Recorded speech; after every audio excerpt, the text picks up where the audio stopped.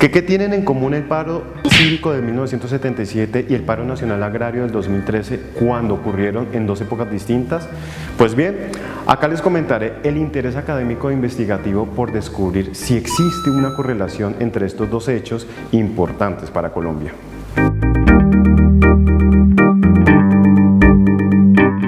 Las narrativas de los medios impresos y la postura del gobierno nacional ante la movilización social campesina e indígena en el primer paro cívico de 1977 y el paro nacional agrario del 2013. Así ha evolucionado el título de mi proyecto de grado de maestría en Comunicación, Desarrollo y Cambio Social con respecto a la versión 1 del anterior semestre, y es que ha evolucionado gracias a una valiosa invitación que me hicieron los profesores Carlos y Bernardo para participar en su proyecto de investigación denominado La prensa y la construcción del enemigo interno durante el Frente Nacional.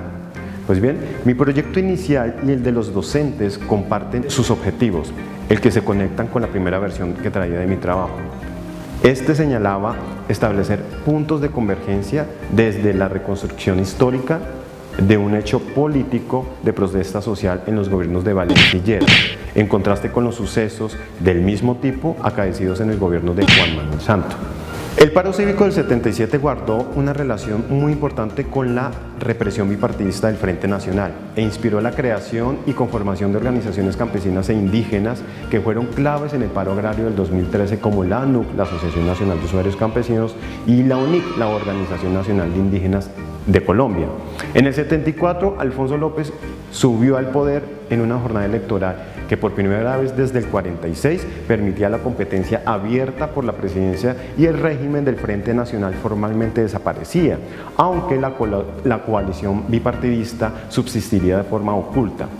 La demagogia lopista pronto se agotó y se hizo evidente por apostarle en favorecer el gran capital gracias a la apertura económica, la cancelación del proteccionismo estatal mientras se daba libertad de precios y tarifas, intento fallido de una reforma laboral, el desmonte del régimen prestacional, el recorte de derechos de la huelga populares y la congelación de la reforma agraria es un detonante enorme que luego se suma a los otros, propiciando lo que luego se conoce como el paro cívico nacional del 77. Afiné claramente la pregunta de investigación en la siguiente: ¿cuáles son los puntos de convergencia que promovieron la eventual creación, clasificación, narración y posturas alrededor de las movilizaciones campesinas e indígenas registradas en el paro cívico del 77 y luego en el paro nacional agrario del 2013? ¿Y de qué manera habrían o no inspirado los discursos políticos del Estado y de la protesta social?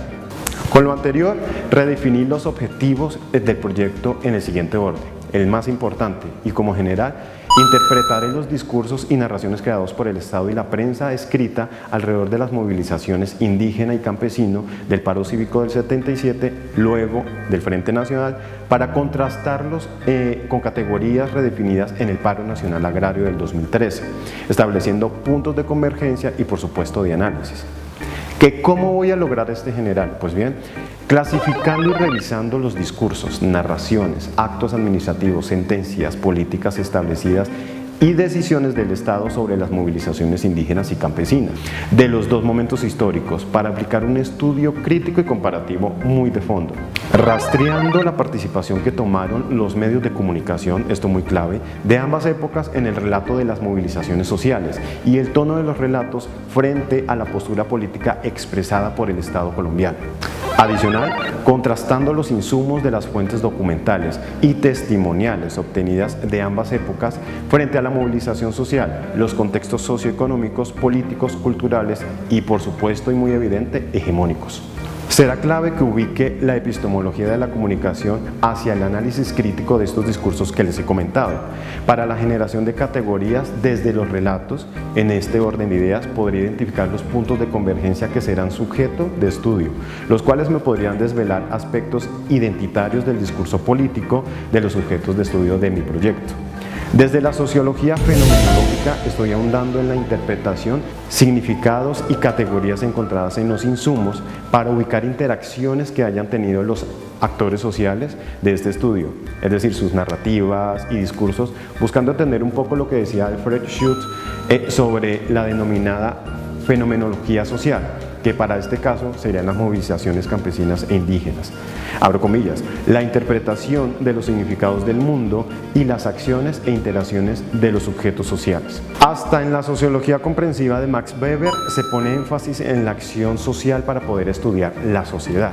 para hallar el camino de la interpretación social de los discursos estatales, mediáticos, contestatarios de los actores. Así indagaría en esa acción social a partir de la clasificación establecida por el mismo Weber. A este análisis de discurso y al ejercicio de contrastación del que ya les he hablado, se sumarán los testimonios de líderes campesinos e indígenas, recopilaciones de entrevistas estructuradas que haría con ellos para indagar esas experiencias construidas por representantes de la movilización, por supuesto con esa experiencia recopilada en el 2013, en un ejercicio fenomenológico para entender cómo conciben el escenario de las movilizaciones, las cosas y al hombre como fenómenos sociales. Eso es hacerlos objetos de conocimiento, a lo que Edmund Husserl valoraba como la actitud natural, y abro comillas, de la conciencia, definida como el natural dejarse vivir de la conciencia en el que ésta vive efectiva y definitivamente en sus actos. Es decir, una visión cercana a la movilización, pero desde sus autores. Entre las categorías de investigación he identificado las siguientes, que debo acortar con mi tutor para optimizar un poco y focalizarme en los objetivos de investigación. Ellas son narrativas mediáticas, discursos estatales, violencia sectaria y extrema, arreglo político, pasiones partidistas, trampa de péndulo, muy propio del Frente Nacional, bipartidismo, nociones dominantes, redemocratización, legitimidad fundacional, competencia interpartidaria, relaciones entre civiles y militares, movilizaciones populares, pacto militar, regímenes populistas, medios de comunicación con control político. ¿Para qué debería continuar con toda esta propuesta de proyecto de investigación? Pues bien, primero, esta es una propuesta que guarda una poderosa relación con el campo de estudio de la maestría en comunicación, desarrollo y cambio social. Por el escenario histórico-social abordado, además, las representaciones y las plataformas mediáticas de ambas épocas por donde han pasado los relatos y los discursos para la construcción de la comunicación y la memoria desde las movilizaciones sociales y el conflicto. Una característica propia de la línea de investigación que elegí para este proyecto. 2.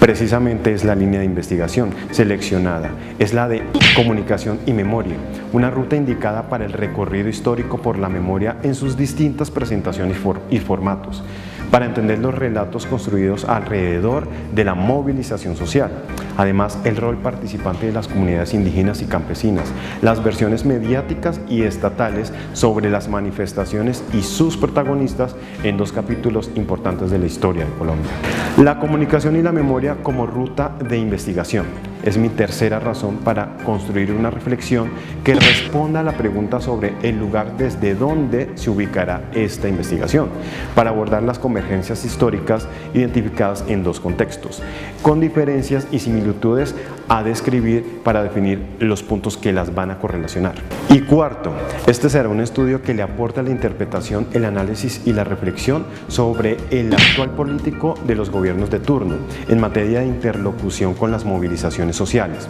el impacto que éstas podrían causar, pero sobre todo de la responsabilidad y el profesionalismo con los que deben funcionar los medios de comunicación en la producción de narrativas propias del oficio, para reflejar y aportar a la opinión pública como escenario de las poblaciones que hacen parte de estas acciones que de alguna manera han promovido el cambio social. Esta fue una breve muestra del avance de mi proyecto, de la que estaré atento a sus opiniones y avales para continuarlo. Gracias y hasta un próximo coloquio.